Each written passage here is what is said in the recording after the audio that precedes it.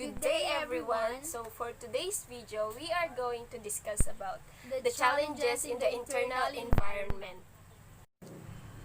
Ano nga ba ang meaning ng environment when it comes to organization? The meaning of the word environment is the surroundings or the area where an activity takes place. Various events takes place in an organization, and several employees work together to achieve a common goal. And now, we will proceed to our topic, which is the first type of environment, internal environment. And now, we will proceed to our topic, which is the first type of environment. The internal environment is the setting in which an organization locally exists. As one studies the local environment, there are existing unique and interrelated variables that directly affect any organizations or business. Understanding these variables is essential if one has to conduct his organization successfully. These areas are government, culture, the stakeholders, competitors, suppliers, customers, and the community. Internal environment. Ang internal environment daw po ay matutukoy natin dito yung mga factors tulad ng mapagkukunan ng mga tao, the value system of an organization or yung sistema sa isang organizations, physical structures, organizational structures, missions, at mga layunin ng isang samahan.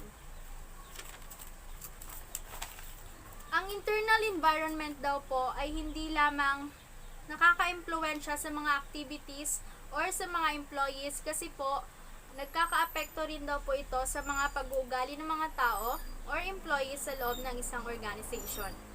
Government, the business caretaker. Provides the needed infrastructure. A. Physically in the form of roads, bridges, electricity, and water services. Ito po yung mga paggawa sa mga daan, tulay, yung sa kuryente, at saka yung water services po natin. B. Technologically through information technology, infrastructure, and communication facilities. Ito naman po yung mga infrastructure, technology, and communication facilities. Yung halimbawa niya po sa transmitting and receiving signals, kagaya po ng mga towers, satellite dishes. Halimbawa pa po niyan is yung sa technology infrastructure po ay agriculture, transportations, networking, at energy, like sa solar panels po. Letter C. Economically by providing availability of loans, banking services, low interest rates, and tax incentives. Halimbawa po dyan is, dito is yung personal loans, home loans, small business loans, at marami pa. Letter D. Socially through housing, welfare, waste management policies, community services, and societal responsibilities. Example natin yung animal welfares at saka yung public housing. Politically in terms of peace, security, stability, and governance. Example po dito yung democratic governance, yung economic growth po, and promoting peace po. Number 2. Creates an atmosphere of fair and robust competition among industry and company players, monitors and regulates monopolies and oligopolies, and eliminates unfair and illegitimate practices.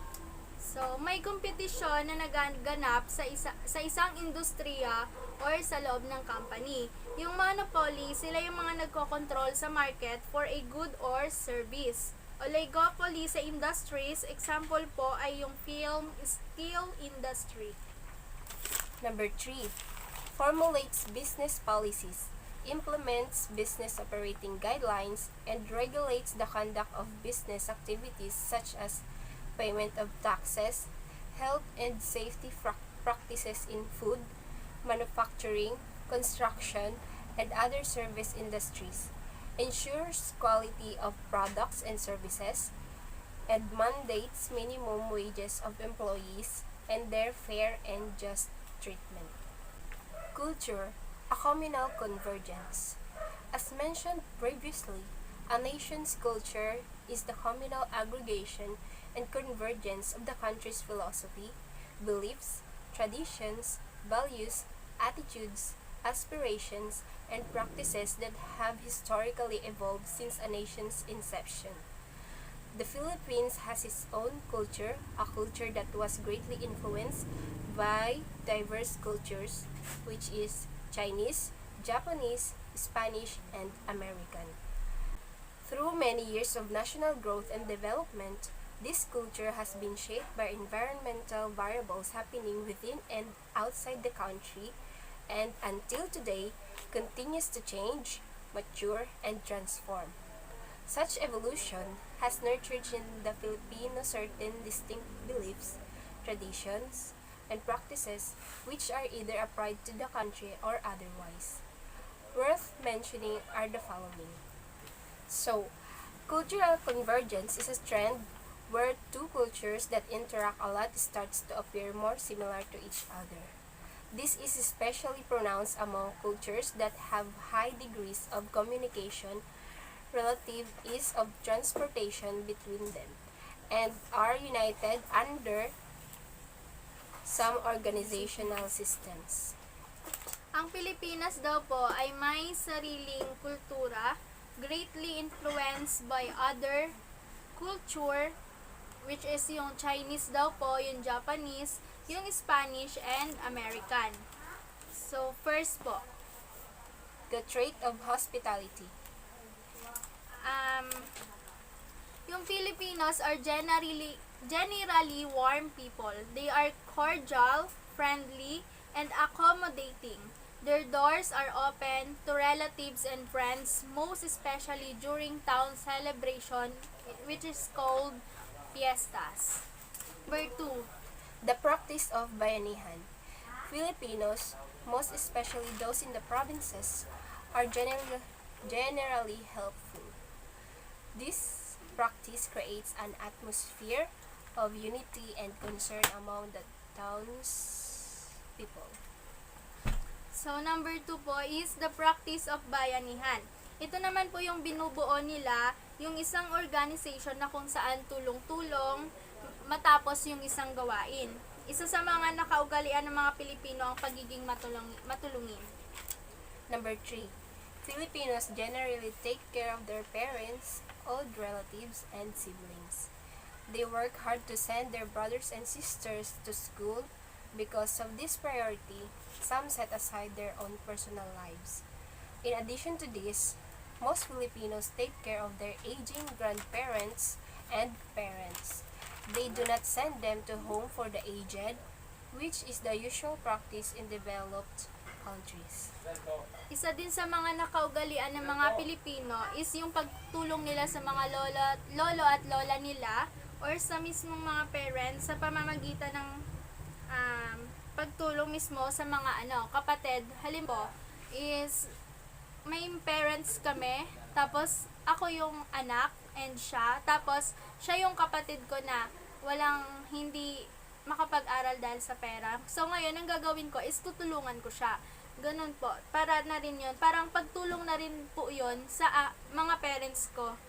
Yun po. Tapos, dahil nga po yun, sa financial po. Dahil sa ganitong sistema, isinasantabi muna nila yung sariling pangarap nila for their families. Yun nga po.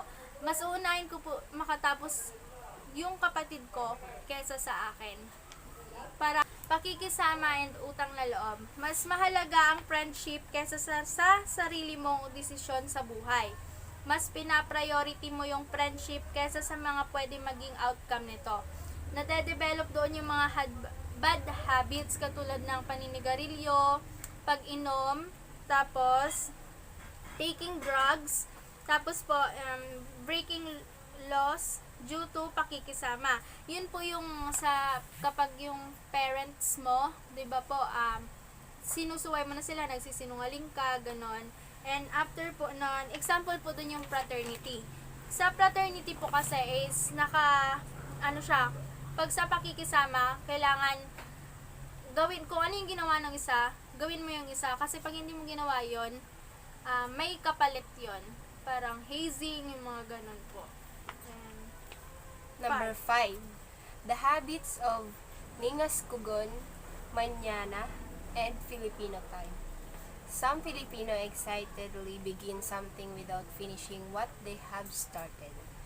This explains why a celebrated and urgent political, social, or economic issue dies a natural death. ito yung ugali ng mga Pilipino ay sobrang present ngayon. Halimbawa pa niyan, yung sabi niya, asan ka na? Ang isasagot sa'yo is on the way, pero ang totoo, naliligo ka pa lang. Tapos, yung 8 ang usapan, pero dumating 12 o'clock na. So, yun yung tinatawag nilang Filipino time, na hindi talaga naaalis ngayon sa atin. So, Number number 6. The attitudes of crab mentality and bahala na. Some Filipinos are not happy with the good fortunes of others. They have a subconscious tendency to bring down their own fellow citizens. This is prevalent here and among Filipinos overseas. Moreover, some Filipinos live their life to the natural course of events. There seems to be no sense of urgency. So, number 6, crab mentality or bahala na. Halimbawa po dito is mas tinatangkilik ng mga Pilipino ang ibang products ng ibang bansa kaysa sa sariling produkto ng Pilipinas. Sa mga OFW po natin, 'di ba, sa sobrang hirap ng buhay, mas pipiliin nilang magtrabaho sa ibang bansa kasi nga po mataas yung sahod doon, yung rate ng sahod nila. Samantalang dito sa Pilipinas is maliit po. Number 7. The virtue of resiliency. The Filipinos are flexible people. Despite the difficulties in their personal and social lives, they can easily adjust and bounce back. They are born survivors. So, the virtue of resiliency, we are all born survivors. Sabi nga nila, matatapang ang mga Pilipino harapin ang bawat pagsubok na dumadating. Sa mga laban kontra ibang bansa, Pinoy, Pinay, mapalaro at iba pa, hindi bumababa sa ranking ang Pilipinas pagdating sa galing at husay. Number 8. The idea kanya-kanya. Filipinos, on the other hand, tend to be individualistic. At times, they are selfish and are indifferent to the plight of others. Halimbawa po dito is yung sa inyong magkakaibigan. So, yung pagiging kuripot po, 'di ba? Kapag nagkayayaan, sabi nila, KKB tayo, kanya-kanyang bayad, kanya-kanyang bili, ganun. So, yun po, yung pagiging kanya-kanya. Yun yung mga nakasanayan ng mga Pilipino ngayon, lalo na yung mga kabataan po. Number 9. The consciousness of being politically involved. As often noted, Filipinos are highly politicized. They are up to date with the latest political issues. The ordinary Filipino in the barber shops, the vendors along the walkways, and the drivers on the streets generally talk about politics. Maraming Pilipino ang attached pagdating sa usaping pampolitika. So, they are most updated pagdating sa ganyan. Alam nila na marami silang masasabi, mga suggestions, mga reklamo, at iba pa. Kapag positibo po sa mga ganyang ugali ng mga Pilipino, mas nagkakaroon ng progress or development ang bansa natin. Pero kapag puro negatibo, mas lalong bumabagal ang progress ng bawat isa. Stakeholders, the business investors. Organizations exist because there are individuals who are willing to take risk, invest their capital, and engage in business activities in exchange for a return. This return on their investments is profit. Stakeholders are business investors. Some are active involved in the conduct of their business while others prefer to be silent investors. So, stakeholders po, a person with an interest or concern in something, especially in a business. So, ang business investors po, sila yung mga namumuhunan sa isang negosyo kung saan bubuo sila ng isang organization at magbibigay ng capital upang makapagsimula ng isang negosyo at ng may kapalit. So, bubuo sila ng rules sa loob ng organization or sa isang samahan po. Tapos, kasi need na or ma-ensure nung namuhunan na babalik yung ipinuhunan niya. So, how do investors work in a business po? So, investing in businesses, equity, what we call crowdfunding po, is about picking early stage and growth focus businesses that you think have the potential to grow po. So, you invest money in them in exchange for a portion of their equity, meaning po is that you buy shares in their businesses po. So, next po, competitors' business threats. There are various forms of competition as well as several types of competitors. Competition is an economic scenario where nations, communities, organizations, companies, and individuals offer and sell products and services. Competitors continuously strive to outplay and outsmart each other, hoping to get a larger share of the target market. They fall in different categories. Number 1, same products. They are companies who sell exactly the same products or offer the same services. They are direct competitors. Examples are Unilever and Procter and Gamble.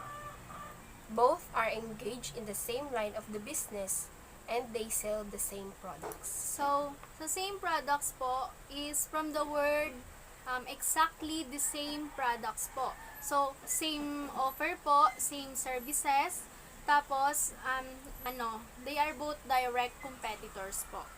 So, yun po. Next, similar products. They are companies who sell similar products. Tea and coffee are similar products. So, ano yung same products po?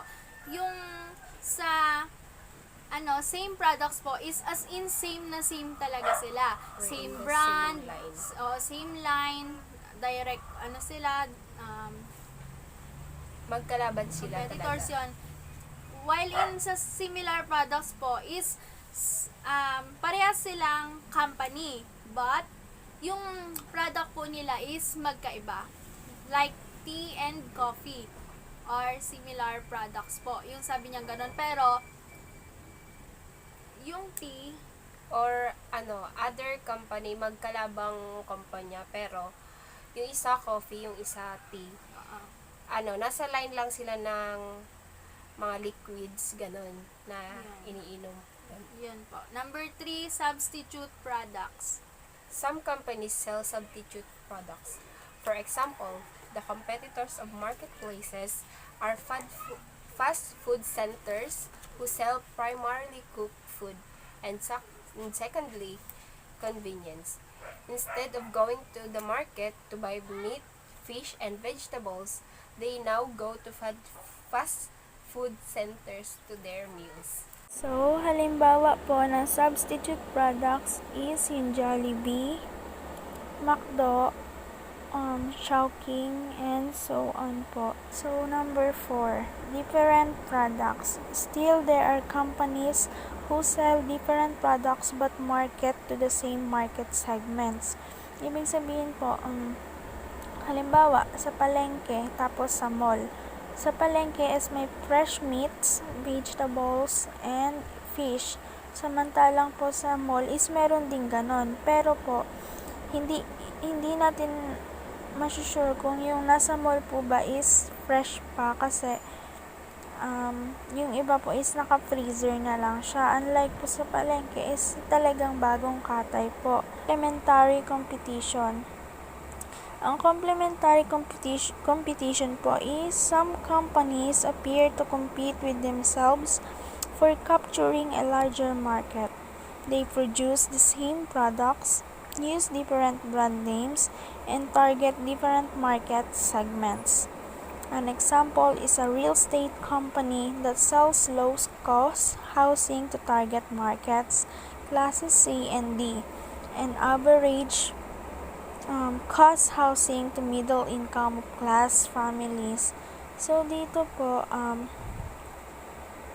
nakikipag-compete sila within themselves kung paano sila makakapag-market at kung paano sila makakapag-produce ng the same products. Kagaya nung halimbawa is yung good product yung na-produce nila nung una, kailangan po with that sa second batch po ng pagpo-produce nila ng product is the same quality and same good pa rin po yung product na yun. Tapos gumagamit sila ng mga different brand names and yung may target market segments din sila. Collaborative competition.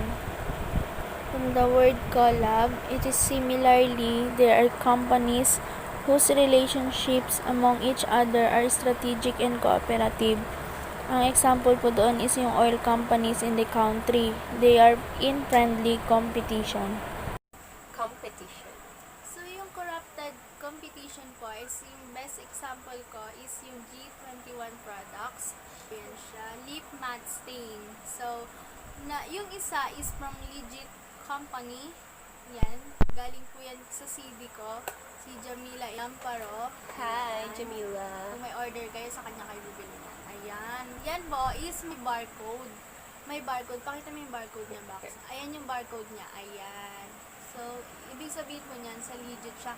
Ang RS price po niyan is 100 pesos. Tapos, SRP is 130 pesos po. So, ayan. And the Next, other one is from Shopee. Ayan, no barcode. Wala You can siyang see. barcode. Ayan, no. Kahit iikot mo siya, ayan. Ayan. Fake products po. Tapos, mabibili mo lang siya ng 50 pesos sa Shopee. Ayan. And ipakita mo yung kulay. Nagpe-fade na po yun sa Shopee. Fade siya. Faded. Ayan, no. Ang pangit ng kulay. Oh, diba? Ayan. Same brand, same packaging. Tapos, as in mismong G21 products, ginaya nila. Pero, the quality. quality is hindi siya ganun kaganda. Tapos, yung price niya ng fake product is mababa. Kasi yung ginagamit nilang ingredients dun is yung mga mura lang. Kaya, mura din yung benta. So, ayan po, yung gamit namin. Here. Ayan. Diba? Ang ganda po. So, yan po. Kaya Jamila po yan. Bili na po kayo kay Jan. Ayan. Next po is how can a company then know who its Competitors are. There are different ways of identifying them, and they are the following. Number 1, determining similarity in characteristics. One way of identifying competitors is by determining similarity in the products and services offered, the specific technologies applied, and the strategies employed, whether marketing, financial, and managerial. So, sa determining similarity in characteristic po, dyan yung as a competitors, i-identify mo kung paano yung, as a competitors po, sasabihin ko, paano paano naging kapareho ng company na to, ba't parehas kami ng sale, ba't parehas kami ng marketing, strategy, parang ganun po. So, kailangan mong i-identify yung competitors na yon. So, determining similarity in products. Titingnan mo kung ano yung pagkakapareho nyo dun sa products na yon. Tapos, kung paano yung service offered nila, kung ano yung pagkakapareho nyo dun. Tapos, the specific technologies, yung mga ginagamit nila, yung mga ina-apply nila na technology doon sa mga latest technologies po yun. Yun. Tapos po, next is yung the strategies employed. Kung paano sila magpapasok ng mga employees nila. Yun. Kung ano yung mga basis nila. Tapos yun, next is whether marketing. So, sa marketing, paano sila mag-market? Market strategy nila. Yung paano sila makihikayat. Then, financial. Yung sa minimum wages nila. Kung sapat ba or tama sa posisyon ng mga employees nila. Tapos next is, dun sa financial din, dun din yung mga expenses nila ng company. Tapos, and managerial, kung paano i-manage ng isang CEO or president ng isang company yung company nila. Kung ano yung pagkakapareho mo doon sa competitor mo. Yun. Next, studying consumers. Observing and studying consumers in terms of demographic variables can help identify competitors like sex, civil status, age, educational attainment, monthly income, employment, and psychographic variables like needs, wants, attitudes, perceptions, purchase patterns, and buying Yun. behaviors. So, studying consumers naman po. So, consumers, sila yung mga customers natin, mga satisfying customers, ganun. Kailangan mong i-observe or pag-aralan yung mga consumers na yon in terms of demographic variables, yon na i-identify mo doon sa mga competitors. So, katulad ng Sex, civil status, age, educational attainment, monthly income, employment, and psychographic variables like needs, wants, attitudes, perception, purchase patterns, and buying behaviors. so yun, kasi hindi na. Kung Yun lang yun, yung ano kailangan yung, mong kung ano yung in pag-aralan kung ano yung in-demand na ano, na yung kailangan nung mga tao na yon, yung mga customers na, yung mga tao ngayon, kung lari, kung kunyari, ang target mong consumers is mga millennial. So, ano nga ba yung in sa in kanila. or in demand na mga So, products? Yeah. Yun, kung ano yung nauso. Siyempre, yun yung kailangan mong gawin. Kasi, para mas maganda, Mas tumaas yung sales. mas tumaas yung sales mo, gano'n. And then next, So, next is researching company data. Competitors can also be identified through hard company data, capitalization outlay, number of customers, distribution outlets, employees, financial strength, numbers of years in operation, and company growth. so sa researching company data po, kailangan mong i-research as a competitors, kailangan i-identify mo yung company data nila. Halimbawa natin yung capitalization outlay. Yung capitalization parang yung naging gastos nila. Tapos next, number of customers, kung gaano na karami naging customers nila, ganun. Tapos distribution outlets, so parang kung paano yung way of distribution nila noon, paano sila paano yung service nila, ganun. Tapos employees, kung paano sila magpapasok ng mga empleyado nila, kung paano yung behavior ng mga empleyado nila, kung ano. Then next, financial strength. So financial strength naman po is yung kung ano yung kakayahan nila to maglabas ng pera doon sa sa company na yon, or maglabas or mag-invest, ganon. And then next, number of years in operation. Siya more than 5 years or 10 years na. Pagdating sa akin, 1 year pa lang start. So, ako, kailangan kong mag-research doon sa company niya kung paano naging paano naging success yun, paano umabot ng ganun katagal. Ganon. Then next is company growth. Ayun nga, kung paano siya naging success, paano niya naiakyat yon, paano siya naging top sa merkado. Ayun. Next is considering corporate success. Lastly, some competitors look at the degree of success of other companies by studying their sales volume and amount of sales, market leadership, and goodwill. Ayun nga. Next, So, next is customers, the business challenge. Competitors continuously compete to capture a bigger share of the market. Customers make the market. They are the very reason why companies pursue new product developments and differentiate their existing products and services. Customers are the focus of companies' business plans and programs and the trust of their strategies. So, dito nga po yung ano nila. So, ito, ayan, yung diagram. Yung chart. So, first is good product service. So, good product service po is gives customer satisfaction. So, customer satisfaction po, yun yung met na ng customer yung expectation nila doon sa product na yon or doon sa service mo. Then, elicits customer approval. Kapag, ayun, syempre, yung expectation nila na met na nila. Parang, oh, ang ganda nito. Ay, ang ganda ng service nila. So, yung customer is may approval na. Ang magiging approval niya is, oh, bibilihin ko to. Yung iba pa nga, bibili ng marami. Uulit-ulit, ganun. Ngayon, yung sa ulit-ulit yan, doon na pumapasok yung customer patronage. So, customer patronage naman po, is yun na yung parang, tatangkilikin na nila ng paulit-ulit silang bibili nun, paulit-ulit nilang babalikan yun, ganon.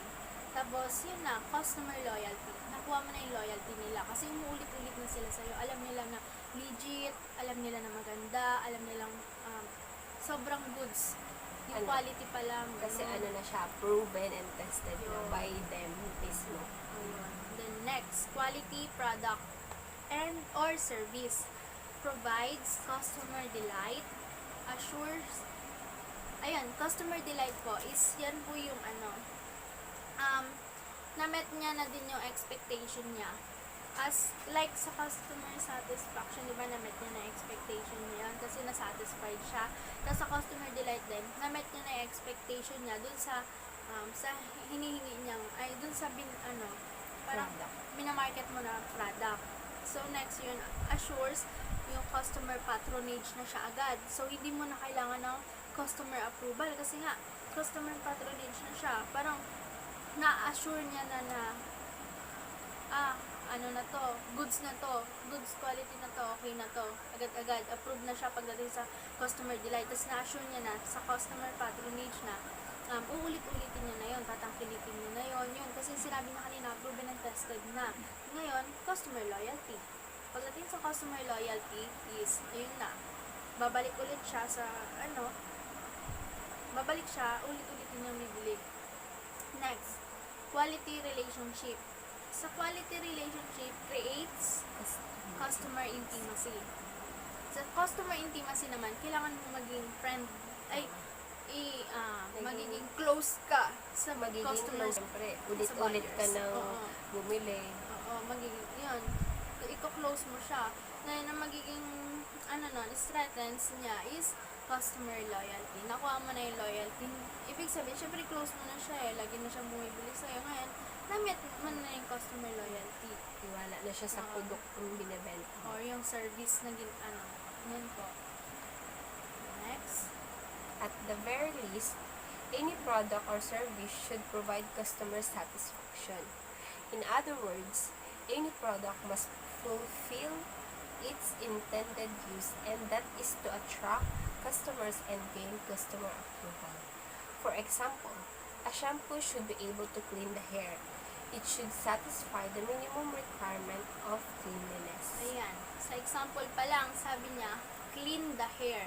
Ibig sabihin, yung shampoo na yon, nakakatanggal siya ng dandruff, yun. Kailangan kapag bumili yung customer mo, pag ginamit niya yun, talagang natanggal yung dandruff niya para uulit siya, para magkaroon tayo ng customer patronage. Yung sinasabi nila, tatangkilikin niya yun. Yun po.